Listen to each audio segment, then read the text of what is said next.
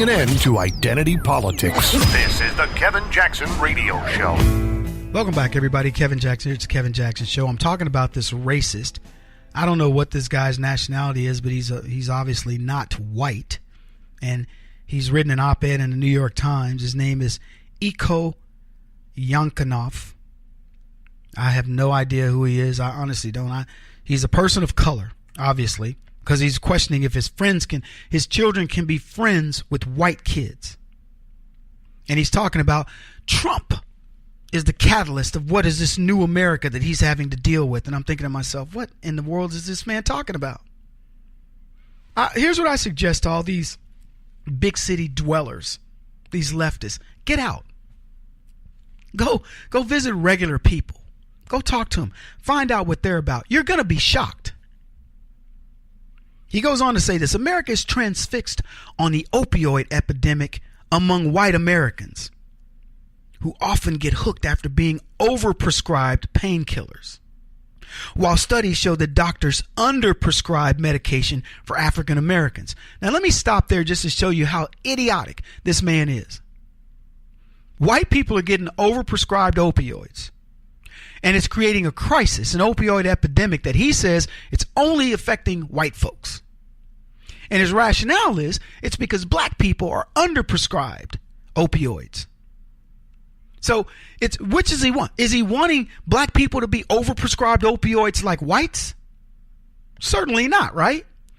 But he's blaming doctors who are preventing black folks from being part of this opioid epidemic. That's such an epidemic that it's risen to the level to where President Trump, is having to get involved. And Barack Obama at the end of his term started addressing it. It's risen to the level of where we are sounding alarm bells, and he's like, well, they underprescribe to black people. Why can't they make us part of this condition? That's how stupid black people are. That's what I'm talking about. Now, if he's not black, even worse. Because this is a white guy that's trying to protect black people by saying, you should be part of the opioid epidemic so that you can see that America's not racist. Well, you know what? I tell you what. I prefer not to be. This is what I'm talking about. It says, but when black lives were struck by addiction, we're cordoned off in minority communities with the police and threw away an entire generation of black and Hispanic men. So now he's saying that when blacks are crackheads or whatever, they're cordoned off. Does anybody want to get me to argue with who's cordoning off black folks?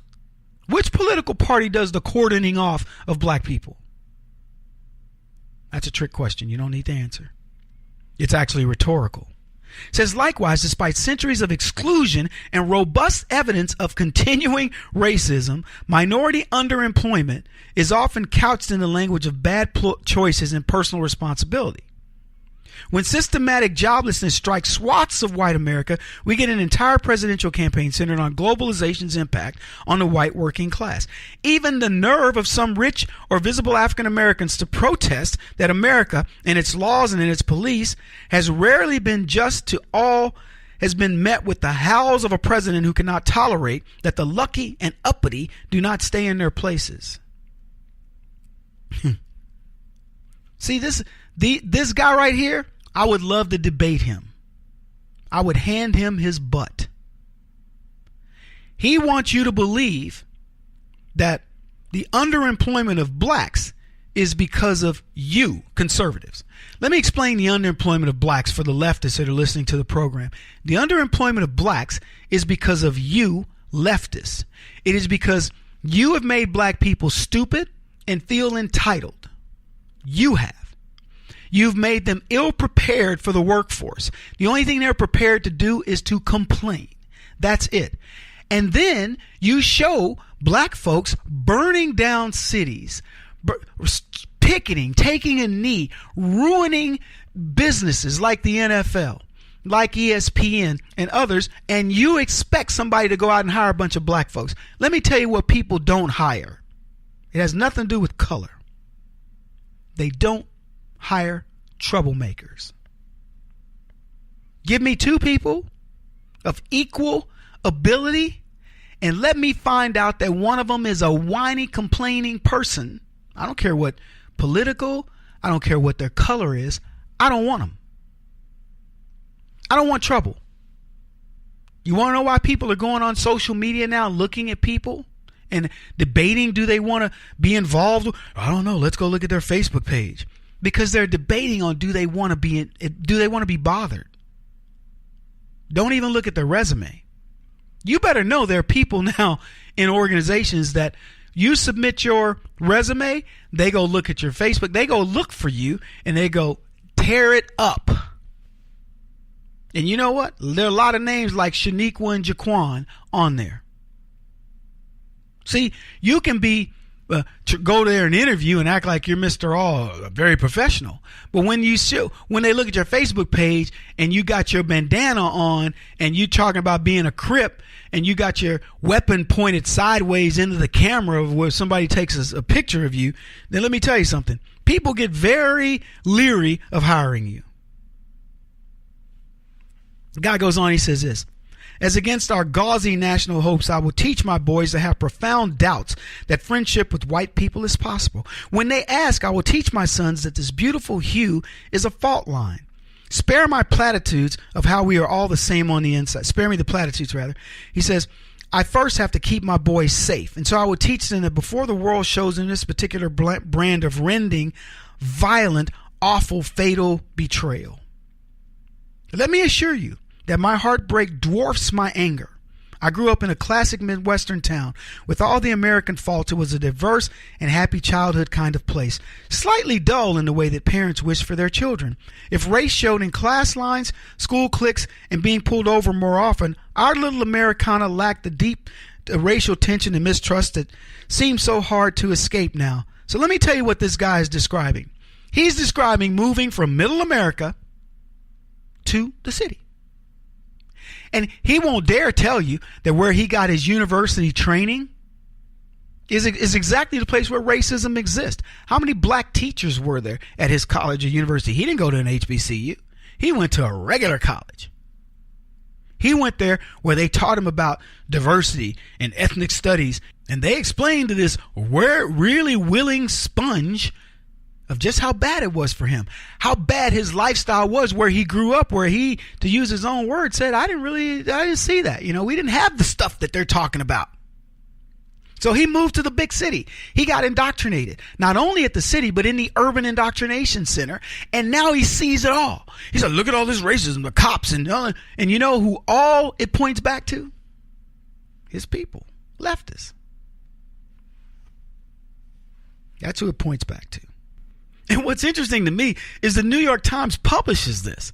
They're promoting this idiotic way of thinking because guess what? They're the New York Times. What do they know? They know New York. What they feel is an absolute indicative of the New York experience for them. One of the most diverse places on the planet, and all they talk about is racism. Go walk the streets of New York. I was there. No, there's no gang war. I'm not kidding you. You can hear every language. People of every different color, shape, size, you name it, walk right by you. There's nothing going on, and all they talk about is racism. And you know what's really interesting? The majority of those faces you see are not white. They're not. It's unbelievable. He says, what's surprising is that I am heartbroken at all.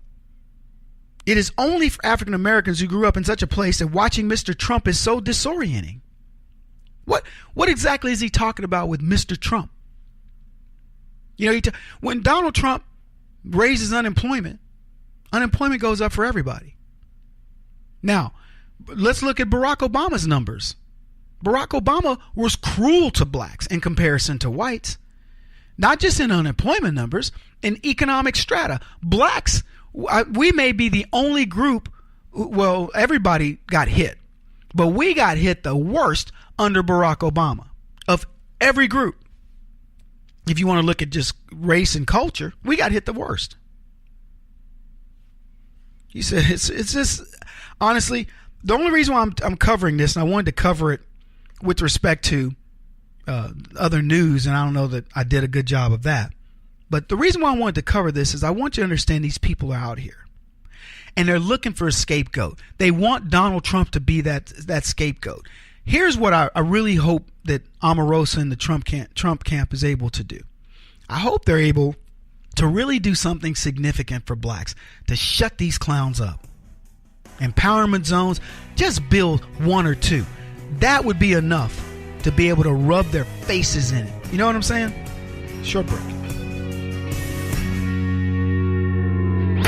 He won't stop until he's the top-rated radio talk show host in America. What kind of weird competitive freak are you? This is the Kevin Jackson Radio Show.